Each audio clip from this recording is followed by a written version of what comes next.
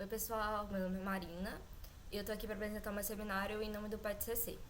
O título da apresentação é Sabemos mais do que conseguimos dizer e o que a IA tem a ver com isso. A apresentação vai ser dividida em duas partes. Primeiro a gente vai falar da frase a mente não alcança além da palavra e a gente vai usar isso para tratar dos algoritmos white box. E depois a gente vai falar da frase sabemos mais do que podemos dizer, que é o título dessa apresentação, e aí a gente vai usar isso para falar dos algoritmos black box. A gente vai entender mais esses conceitos ao longo da apresentação. Bom, a nossa história começa em Estocolmo, 1890. Nesse ano, Magnus Gosta Mittag-Leffler, que era um matemático muito reconhecido em sua área, que se casou com uma mulher muito rica, chamada Signe Lindors. Eles escolheram o sul da Suécia, no subúrbio de Estocolmo, para construir o seu palácio. O Magnus, por ser uma pessoa muito estudiosa, ao longo dos anos foi construindo uma enorme biblioteca. E depois de uns anos, o casal decidiu doar o prédio para a Academia Real Sueca de Ciências. E aí a gente tem aqui a biblioteca, né, do Instituto e uma estátua do Magnus que tem lá até hoje. Esse lugar se tornou um ponto de encontro para matemáticos do mundo todo. E por que eu estou falando disso? Se você andar lá no Instituto Mittag-Leffler, você vai encontrar uma lareira que tem a frase a mente não alcança além da palavra cravada nela. O que é que isso significa? Por exemplo, se você for da área da docência e você estiver escrevendo uma tese, fazendo um doutorado, um trabalho, e a sua tese estiver mal escrita, provavelmente é porque você não entendeu bem o tema. É disso que essa frase está falando. Se você não sabe explicar alguma coisa, é porque você não sabe essa coisa de fato. Isso é uma coisa que a gente pode pensar, por exemplo, nas provas da escola. O seu professor vai pedir para você explicar algo, vai fazer uma pergunta, né, pedindo para você explicar algo. Se você souber explicar, porque você sabe. É uma forma de medir o conhecimento da gente. Podemos, então, dizer que uma pessoa sabe de algo se ela sabe explicar esse algo. Beleza, é uma boa forma, né, de pensar. Mas quando é que a gente pode considerar que uma máquina sabe de algo? Ou melhor, a gente pode fazer outra pergunta.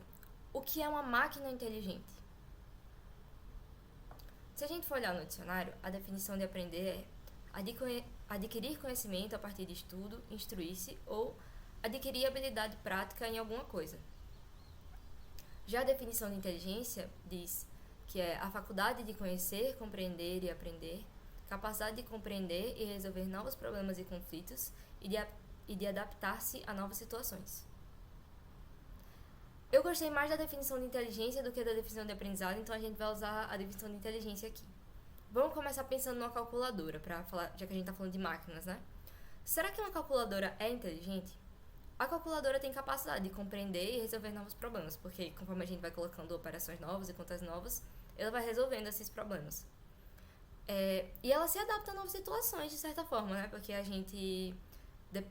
as operações que a gente vai escrevendo, ela vai se adaptando a elas.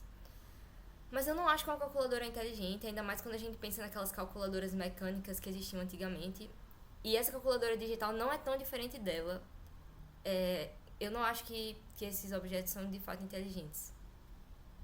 Vamos olhar para outro exemplo, então. A gente tem a Elisa. O que ela é, né? É o primeiro chatbot que já existiu. Ela era a simulação de uma psicoterapeuta rogeriana. E ela foi desenvolvida em 1966, há muito tempo atrás, né? Então, como é que ela funcionava? Ela fazia perguntas para o usuário, que ia responder, simulando a interação entre um psicólogo e um paciente. E ela fazia um pré-processamento no texto para encontrar palavras-chave nas quais ela podia fazer associações e linkar a uma pergunta que ela já tinha no banco de dados dela. Então, por exemplo, ela, nesse exemplo aqui, né, que está em inglês, ela perguntava: tem algo que está te perturbando? Aí a pessoa vai e fala: e os homens são todos iguais. Aí ela começa a falar, e tem uma hora que ela fala assim: o meu namorado me obrigou a vir aqui. Ela pergunta: é importante pra você que o seu namorado tenha feito isso? Ou seja, ela escaneava de certa forma o seu texto, fazia um pré-processamento dele, procurava palavras-chave e via se no banco de dados dela tinha alguma pergunta que ela podia fazer para continuar a conversa que tivesse a ver com o que você tinha dito.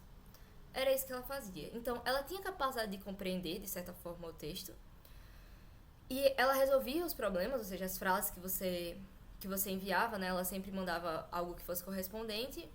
E ela se adaptava, de certa forma, a novas situações. Porque se você mandasse uma frase nada a ver, que ela não conseguisse identificar, ela ia fazer alguma pergunta padrão dela pra você. Mas eu não acho que esse robô é inteligente. Assim como eu não acho que, por exemplo, o chatbot de alguma loja que você vai ver pro WhatsApp, por exemplo, eu não acho que esses robôs são inteligentes. Então, eu acho que a gente precisa fazer outro tipo de pergunta, talvez. Vamos a uma definição mais apropriada para nossa pergunta. Quando podemos considerar que uma máquina sabe de algo? Aqui a gente tem a definição clássica de aprendizado de máquina do Tom Mitchell. O que é que ele diz? Um programa de computador é dito aprender de uma experiência E com relação a uma tarefa T e uma medida de desempenho P, se seu desempenho na tarefa T, medida por P, melhora com a experiência E. Essa frase é um pouco longa, mas a gente vai explicar ela aqui com calma. O que é que a gente tem? A gente tem 3 coisas. Primeiro, uma tarefa. Nesse caso aqui, a gente vai usar o exemplo de uma máquina que reconhece borboletas. A experiência vão ser fotos de inseto. A experiência geralmente são os dados. Nesse caso, a gente vai usar as fotos de inseto. E a medida de desempenho, que nesse caso eu escolhi que vai ser a porcentagem de acertos. Beleza. Se o nosso programa, conforme a gente for dando mais fotos de insetos, ele for melhorando na medida de desempenho, significa que ele aprende de acordo com o Tom Mitchell, né? Ou seja, ele diz aqui, né? Se seu desempenho na tarefa T, medida por P, que é a medida que a gente escolheu, melhora com a experiência E. Então, conforme a gente for dando mais fotos, o desempenho dele vai melhorar. Isso é a definição clássica de aprendizado de máquina.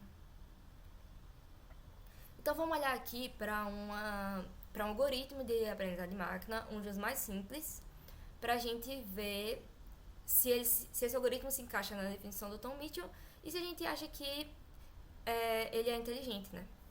Primeiro a gente vai falar da árvore de decisão. Aqui tem um exemplozinho de árvore de decisão, que é um modelo que é baseado em perguntas, né? Então a primeira pergunta a decisão que a gente quer fazer é se a gente vai pra praia. Então a primeira pergunta é, tem sol?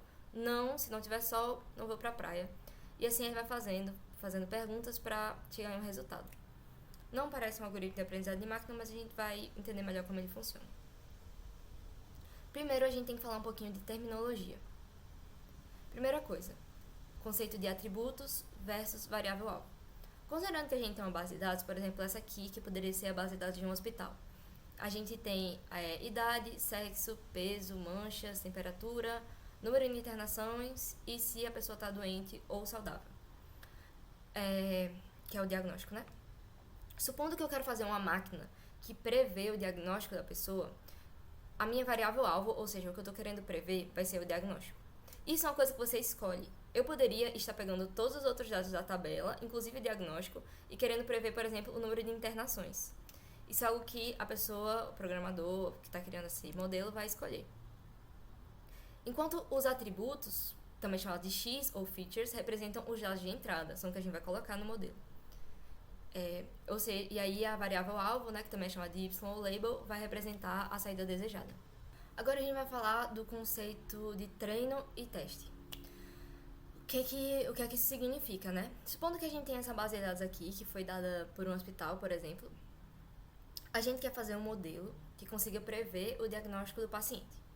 O ideal seria a gente fazer um modelo e aí depois a gente pegar novos dados e testar com esses novos dados para ver se o modelo funciona. Só que nem sempre isso é possível. Imagina, um hospital dá pra gente uma base de dados com 1000 pacientes. Aí a gente faz um modelo, aí depois a gente liga, ei, hospital, tem como você me mandar aí mais dados só pra eu testar? Ele vai falar, não tem como. Não deu pra receber os dados, às vezes você não tem como pegar. E o que a gente vai fazer? A gente não quer que o modelo que a gente fez memorize as coisas. A gente não quer que ele veja assim, a pessoa tem 28 anos, sexo masculino, 70 quilos, manchas grandes, não sei o que, então ela tá doente. Ou então ela tem 18 anos, sexo feminino, 67 quilos, não sei o que, então ela tá doente também. A gente não quer que ele memorize, a gente quer que ele seja capaz de generalizar, ou seja, ir bem em dados nunca antes vistos. E o que a gente vai fazer se a gente não vai ter acesso a dados nunca antes vistos? A gente vai separar os nossos dados. Então, a gente vai pegar essa parte que está amarelo para fazer o treino, ou seja, montar o nosso modelo. E essa parte que está em vermelho a gente vai guardar e vai fingir que ela não existia até então. Ou seja, treino é a maior parte dos dados. O algoritmo reconhecerá padrões e relações a partir desse conjunto. É isso que a gente chama de treinar. Essa parte de reconhecer padrões e relações a partir de um conjunto de dados. Enquanto o teste vai ser usado para avaliação do modelo final em dados novos. Ou seja, como é que aqui é o passo a passo, né, do aprendizado de máquina. Primeiro a gente vai ter o dataset, que é a base de dados. A gente vai definir quem é X e quem é Y. A gente vai fazer a divisão dos dados entre treino e teste. A gente vai mostrar o treino para o modelo, aí o modelo vai ser formado a partir desses dados. E depois, com o modelo já pronto, a gente vai testar em dados que ele nunca viu antes. Tá bom, voltando, né, para a árvore de decisão. Como é que esse algoritmo funciona? Vamos supor que você é um vendedor de carros, chega um cliente para você e você quer recomendar um carro ideal para ele. Você pode colocar os dados desse cliente num modelo, né, de árvore de decisão, e aí o modelo vai responder para você. Então, por exemplo, você fala lá, a pessoa possui filhos? Sim. Tem mais de 3? Não. Então, dá um SUV para ele. Seria algo assim. Mas, olhando para essa árvore, ela não parece um algoritmo de aprendizado de máquina. Então, por que eu estou dizendo que é, né? A questão é que o algoritmo vai montar a árvore. Como assim? Aqui a gente tem outro exemplo de árvore de decisão que prevê a renda da pessoa a partir da educação dela, se ela é a classe social, estado civil, etc. Vai prever a renda. É só para mostrar que árvores de decisão podem ser bem mais complexas do que essas que eu mostrei. Mas sobre montar a árvore, né? Vamos ver como é que isso funciona. Vamos dizer que a gente tem uma base de dados sobre o IMD, e aí a gente quer prever a ênfase da pessoa, do aluno, né? Então, se a ênfase da pessoa é de engenharia de software ou ciência da computação. A ênfase vai ser o que a gente chama de variável-alvo. E aí a gente tem essa tabela aqui que diz se a pessoa estuda no IMD, se a pessoa usa Linux e a idade da pessoa. E a gente quer montar uma árvore tipo aquela que eu mostrei antes, que vai prever a ênfase da pessoa a partir de algumas perguntas.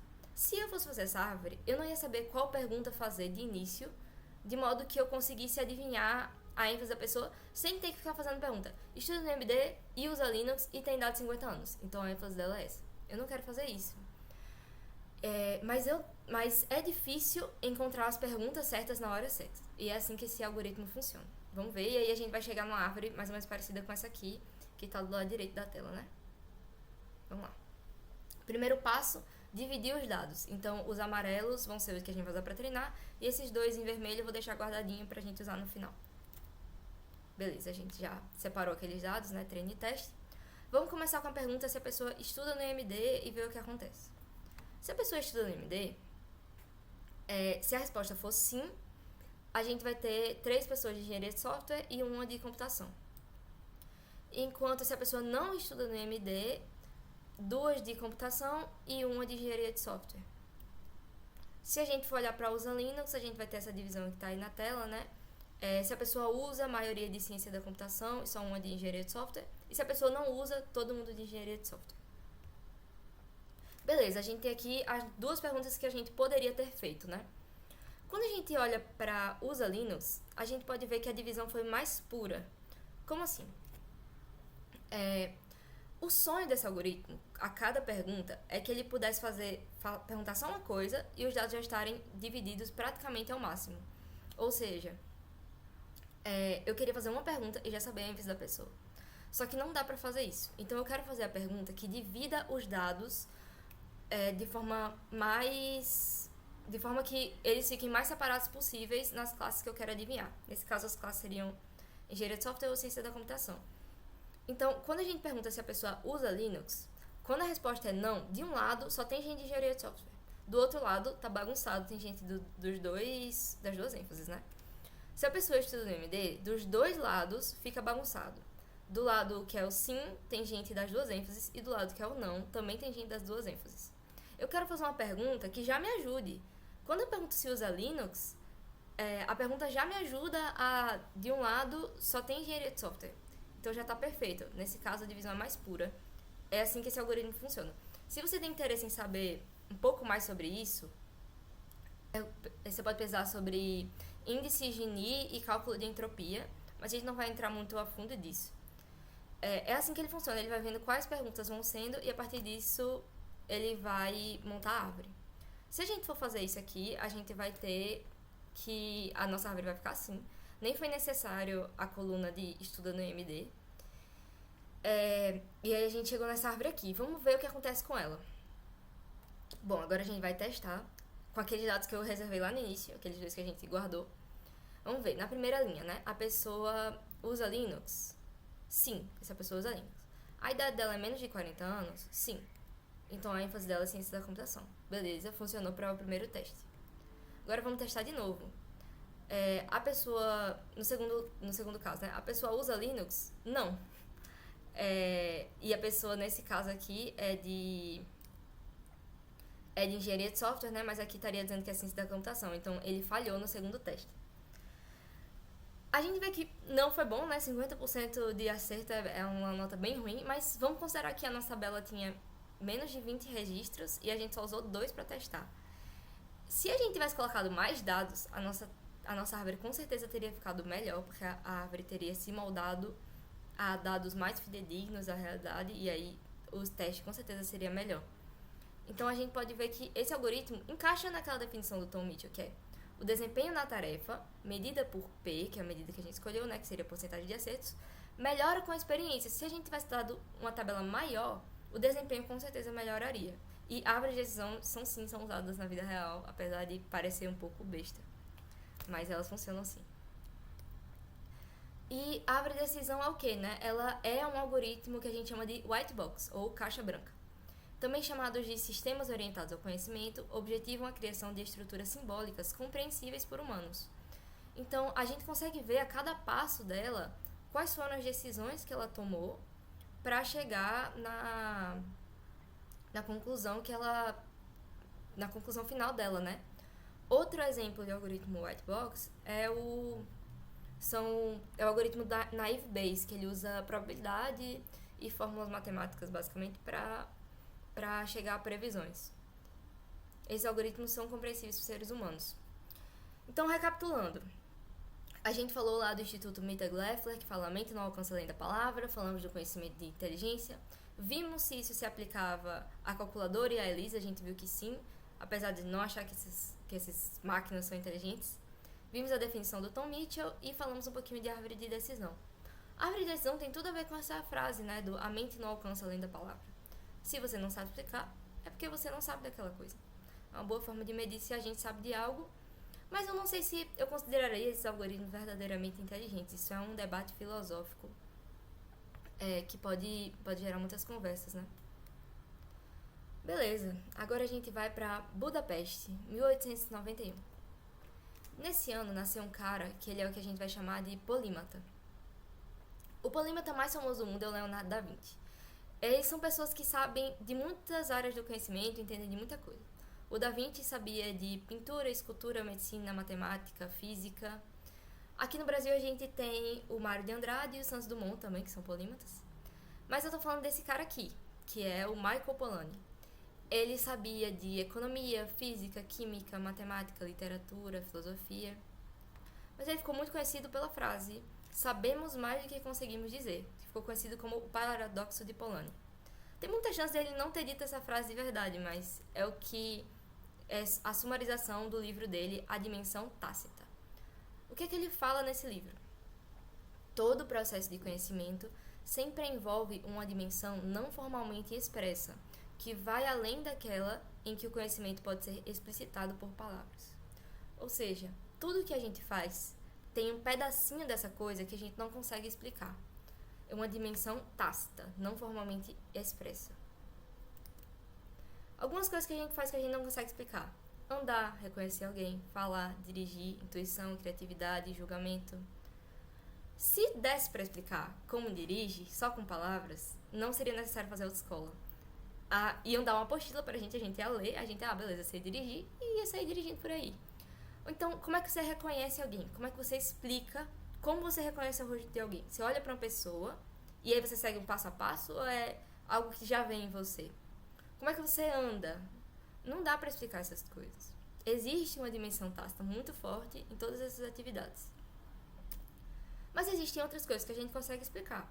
operações matemáticas, lógica, contagem, tudo isso a gente consegue explicar. Se a gente for pensar dessa forma, existem coisas que a gente consegue automatizar e coisas que a gente não consegue. Por exemplo, coisas que são simples de automatizar. Trabalhos relacionados à contabilidade, coisas muito burocráticas, que falando da parte de operações matemáticas, né? Isso é bem simples de automatizar. Trabalhos manuais muito repetitivos, como a cada 4 produtos que vierem, coloca ele na caixinha, coisas industriais, que já estão sendo automatizadas, né? Mas tem coisa que é muito difícil de automatizar. O serviço de garçom, motorista de caminhão, cuidadores de idosos, comissário de bordo, segurança. Essas profissões são muito difíceis de automatizar também pela questão da imprevisibilidade delas, mas também pela dimensão tácita que a gente tem, né? Que envolvem elas. Beleza, se a gente for pensar assim, né? Se a gente não sabe explicar como fazemos, certamente também não poderíamos programar essas tarefas, correto? Ou então a gente não poderia fazer máquinas que fazem essas tarefas. Se a gente for pensar no que a gente falou até agora na apresentação, a linha de raciocínio seria essa. Mas a gente tá vendo que cada vez mais as máquinas estão conseguindo fazer coisas que têm essa dimensão tácita que o Polanyi falava, né? Máquinas conseguem reconhecer rostos, conseguem conversar, conseguem andar e até dirigir. Esse do dirigir ainda não tá 100% feito não, mas estão tentando fazer um carro que funcione aí. E aí como é que isso é feito, né? Porque são coisas que o nosso cérebro faz. Como é que uma máquina reproduz o nosso cérebro? Agora a gente pode falar sobre redes neurais. Cada neurônio processa e se comunica com milhares de outros continuamente em paralelo. E o cérebro tem capacidade de reconhecer padrões e relacioná-los, usar e armazenar conhecimento por experiência e interpretar observações. Ou seja, tudo isso aqui que está em negrito, reconhecer padrões, relacioná-los e interpretar observações, são coisas que são necessárias para fazer aquelas tarefas do slide anterior, né? Reconhecer rostos, andar, são coisas que as máquinas estão fazendo. Os neurônios estão organizados em cerca de 1000 módulos principais, cada um com 500 redes neurais, e cada neurônio pode estar ligado a centenas ou até milhares de outros neurônios. Ou seja, é uma coisa muito complexa que ocorre dentro do nosso cérebro. Tá, e aí como é que uma máquina vai reproduzir isso? Aí a gente vai falar das redes neurais artificiais, né? Que são sistemas computacionais inspirados na estrutura neural do cérebro humano, e o objetivo é simular a capacidade de aprendizado do cérebro na aquisição de conhecimento. Aqui a gente tem a comparação, né, de um neurônio humano e um neurônio de inteligência artificial. Ambos têm a semelhança de que eles vão receber uma entrada desse lado aqui esquerdo e vão mandar uma saída no lado direito, que pode ou não estar conectada a outros neurônios e assim vão desenvolvendo os estímulos, né? Bom, as redes neurais artificiais. Essa imagem aqui é equivalente àquela imagem que estava no slide anterior, só que um pouquinho mais detalhada. Os componentes básicos de uma rede neural artificial são o neurônio, que é a unidade computacional básica da rede. Depois a gente vai ter a arquitetura, que é a estrutura topológica de conexão desses neurônios, e a gente pode chamar as conexões desses neurônios de sinapses. E aí aqui tem um exemplo, né, de uma rede neural com os neurônios conectados entre si. Enquanto a aprendizagem é adaptar a rede de modo a computar uma função desejada ou realizar uma tarefa. No contexto de inteligência artificial, essa é a definição de aprendizagem. Tá, vamos olhar aqui para esse exemplo, que é como se fosse um raio-x de uma rede neural. Vamos dizer que você está querendo fazer um modelo que pega uma planta e faz a predição de qual espécie ela é. Então, aqui a gente tem os atributos, né, seria o X, que seria a pétala, a largura da pétala e a largura da sépala da planta, que é um pedacinho da planta que tem. Se a gente estivesse falando daquele exemplo lá do IMD, aqui a gente teria estuda no IMD, sim ou não, usa Linux, sim ou não, e a idade. Seriam 3 entradas aqui. E aí aqui a saída seriam só 2, né, que seriam ciência da computação ou engenharia de software. E aí aqui, nesse caso, a gente tem as 3 espécies de plantas, que são setosa, versicolor ou virgínica. A gente tá vendo que o que acontece são várias operações matemáticas e esses neurônios são conectados entre si. Vão ter peso, somas, funções de ativação, que é o que a gente chama aqui. E no final o resultado vai ser passado por uma transformação numérica e a gente vai ter o resultado. Dá pra fazer uma disciplina inteira só sobre redes neurais artificiais, então não vou entrar muito a fundo aqui nesse seminário. Mas o que a gente pode ver é que esses algoritmos, eles são os que a gente chama de black box. Eles não fornecem esclarecimento nem explicação do processo de reconhecimento e não são facilmente interpretáveis por seres humanos. A gente não consegue entender por que exatamente o modelo fez uma determinada predição. Isso pode gerar muitos debates, por exemplo, quando a gente está falando de reconhecimento de pessoas, de processamento de imagem, enfim, coisas nesse sentido, porque não dá pra gente confiar 100% nesses algoritmos para tomar decisões pela gente. E aí isso gera um grande debate, inclusive até no direito, né?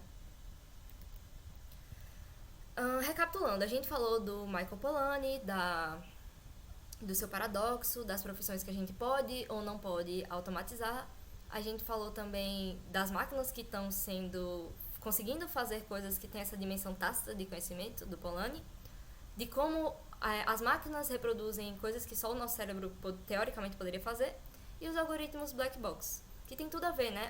Quando a gente fala desses algoritmos, e tratando dessa questão do paradoxo de Polanyi, a gente vê que a gente está, de certa forma, reproduzindo o nosso próprio desconhecimento sobre o que fazemos nas máquinas. Enfim, recapitulando aqui de novo, né? A gente tem as duas frases que montaram essa apresentação: a mente não alcança além da palavra e sabemos mais do que conseguimos dizer. Essas duas frases, de certa forma, são opostas, né? Um diz que a gente só sabe de uma coisa se a gente souber explicar, e o outro diz que a gente sabe de muita coisa que a gente não vai ser capaz de explicar. Elas, de certa forma, são opostas, mas eu acho que cada uma vai servir para um momento da nossa vida. Uma é muito boa para medir o nosso conhecimento e ter uma noção de onde a gente está no nosso aprendizado, mas a outra também é importante para a gente saber que não saber de tudo também nos torna humanos. E eu acho que isso é muito interessante para a gente pensar sobre a nossa vida, né? E quem nós somos, como pensamos, como funciona o nosso cérebro. Conclusão. Sabemos mais do que conseguimos dizer, e o que a IA tem a ver com isso, né? Vamos responder a pergunta.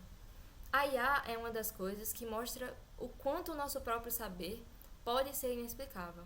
É aquilo que eu estava falando, né? A gente reproduz o nosso próprio desconhecimento nas máquinas, e isso pode ser, sim, uma forma da gente pensar em como nós somos como espécie, como o nosso cérebro funciona. Referências. Usei muito o livro Histórias da Matemática, da Contagem nos Dedos, a Inteligência Artificial, do Marcelo Viana. Esse livro é muito bom. Eu fiz a apresentação, grande parte baseada em uma crônica que tem dentro dele. Vi também uma palestra do David Autor, que ele fala do paradoxo Polanyi e inteligência artificial.